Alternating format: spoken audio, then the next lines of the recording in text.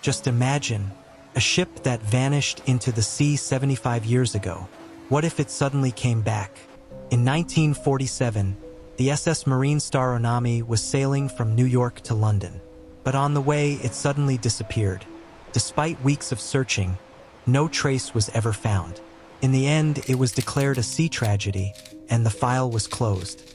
But then, 75 years later in 2022, fishermen picked up a distress signal from the very same ship.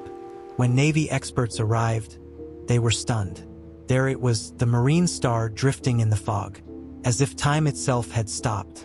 Inside, everything was untouched. Plates of food, clothes, even the captain's diary. But not a single human being. Not even a body. Where had this ship been for 74 years? Did it vanish into some loop of time? Or did some mysterious force bring it back? Before we go any further, comment where in the world you are watching from and make sure to subscribe because tomorrow's story is one you don't want to miss. The night we boarded the Marine Star, the fog hung so thick over the water it looked like a living wall. Our small Navy vessel circled slowly, spotlights cutting through pale clouds, beams flickering against the hull of the massive ship. From a distance, it was beautiful. White paint still gleaming, railings polished, even the name carved clearly into the bow. But up close, it was wrong. 75 years at sea should have left rust, dents, peeling paint. Instead, the Marine Star looked like it had sailed yesterday. The engines were silent. No vibration beneath the steel. Just dead calm. I kept glancing at my watch. 2:07 a.m. Even the ocean was unusually still. The waves lapped quietly against our boat, muffled by the fog, as if sound itself didn't want to carry here. We climbed the ladder, boots echoing too loud on the steps. My hand brushed the railing. It was cold, slick, almost oily, though it looked spotless. When I stepped onto the deck, the air shifted. It smelled faintly of salt and something sweeter, almost like perfume.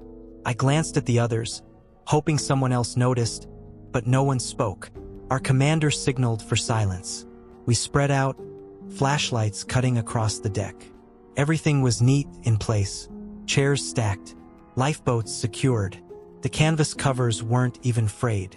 I walked past a line of windows, peered inside. My breath caught.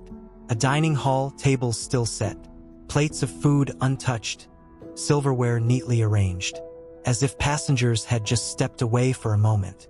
Inside, the silence was unbearable. Every creak of the ship echoed like a scream. I found myself whispering, though I didn't mean to. How is this possible? No one answered. We moved toward the control room first. Doors groaned open reluctantly, hinges stiff, though everything else was pristine. Dials and gauges lined the panels. My flashlight swept across them. All the clocks were stopped. Every single one read 2:14 a.m. A strange number etched into my memory that night. "Captain's log," one of the men muttered. He lifted a leather-bound book from the desk, its cover stiff but uniged. We huddled close as he flipped through pages, entries written in precise handwriting. The last date, June 12, 1947. The words stopped mid-sentence. Dense fog approaching, passengers uneasy, shadows on the water. Then nothing. The pen line trailed off the page. I rubbed my arms, suddenly chilled though the air wasn't cold. A faint buzzing filled the room, like static. At first I thought it was in my ears, but then the radio on the wall crackled to life. Everyone froze. "This is the Marine Star. Coordinates." The same words the fisherman had heard, played back in a loop warped with distortion. My stomach tightened. How could it still be transmitting? And more than that, who was speaking now? We shut it off, but the silence after was worse. My ears rang, and I thought I heard faint whispers, like voices down a hallway. We pressed deeper into the ship, exploring the passenger cabins. The halls were narrow, carpets soft under our boots, though they looked freshly vacuumed. I passed open doors, suitcases propped neatly on beds, half-written letters still resting on desks. One letter's ink looked wet, like it had been written minutes before. My chest tightened. In one cabin, a child's doll sat upright on the pillow. Its glass eyes seemed to glint when my light passed, though I told myself it was a trick. In another, clothes were laid out carefully. A dress across the bed, shoes aligned perfectly at its foot. The perfume smell was stronger here, clinging to the air. Then came the first sound. Footsteps above us. Heavy, deliberate. The commander raised his hand, signaling us to stop. We listened. The thud of boots pacing slowly across the deck above, moving from one end to the other. My heart pounded. We raced up the stairs, flashlights sweeping, weapons ready. The deck was empty. Fog rolled across the railings. The sound was gone. Back inside, we tried to shake it off, but the air grew heavier. I checked my watch again. 2:14 a.m. Still, I tapped the glass. The second hand trembled, then froze. My skin prickled as I realized the time had stopped entirely. We gathered in the main dining hall, our lights bouncing across chandeliers and polished cutlery. Plates of food sat untouched. Meat, vegetables, even bread rolls. But the strangest detail? No mold, no rot. The food looked fresh. I leaned closer to a plate, noticing faint steam rising from the meat. "It's warm," I whispered. Someone laughed nervously, but the sound broke too quickly. Then, from the far corner, came another noise. A soft scrape, like a chair sliding back across the floor. Every flashlight swung to the sound. One chair was pulled back from the table, angled slightly, as if someone had just sat down. The commander swallowed hard. "We're not alone," he muttered, and for the first time I believed him. The dining hall felt wrong, like we'd walked into a room where someone had just stepped out, but the air still carried their presence. No one moved for a moment. Then the commander ordered us to split into two groups. Half would search the forward cabins, the rest, including me, would head toward the ballroom. I didn't want to leave the others, but the thought of staying in that dining hall was worse. We walked in silence, our boots muffled on the thick carpet. My flashlight beam drifted over portraits lining the walls. Families, couples, passengers smiling. For a second, I thought their eyes followed us. I shook it off, but the unease lingered. The ballroom doors groaned open. My light swept across polished floors that glistened like they had been waxed minutes earlier. Tables were set for dinner, glasses filled with crystal-clear water, forks aligned perfectly. The piano stood at the far end, black and gleaming. That's when it happened. A single note rang out, a deep, low key pressed by no one we could see. The sound echoed, long and heavy, as if the piano itself exhaled. We froze, lights fixed on the keys, but nothing moved. Then silence again, probably just settling. One of the men whispered. His voice cracked, but I knew better. Pianos don't just play themselves. We pressed on, checking corners, forcing ourselves to keep moving. I opened a side door and found a children's playroom. Toys lay scattered, blocks stacked into towers. A tiny rocking horse swaying slightly as though touched by a breeze. I felt a tightness in my throat. Back in the ballroom, one of the men pulled out the captain's diary. He had kept it since finding it earlier. We huddled close, the flashlight trembling in his hand as he flipped further back. Entries detailed the voyage, calm seas, passengers enjoying the trip. But near the end, the handwriting grew frantic. Passengers report whispers. Fog thicker than before, shadows moving across the water. We advanced slowly, weapons raised, lights fixed. But with every step, the figures seemed to blur, as though dissolving into the mist. By the time we reached the spot, nothing remained. Only the sound of water slapping against the hull. We retreated inside, nerves frayed. One man swore under his breath, said he felt watched. Another claimed he'd seen movement in a mirror, shapes darting just behind him. None of us wanted to admit we felt the same. When we regrouped with the second team, they looked shaken. They'd found the passenger cabins in perfect order, luggage still neatly stored, but one room unsettled them.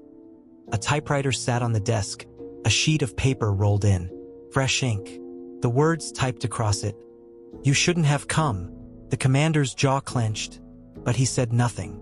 We tried to plan an exit, but something was wrong. The stairwell leading down twisted back into itself. We walked for minutes only to return to the same corridor we started in. The ship was folding on itself, warping.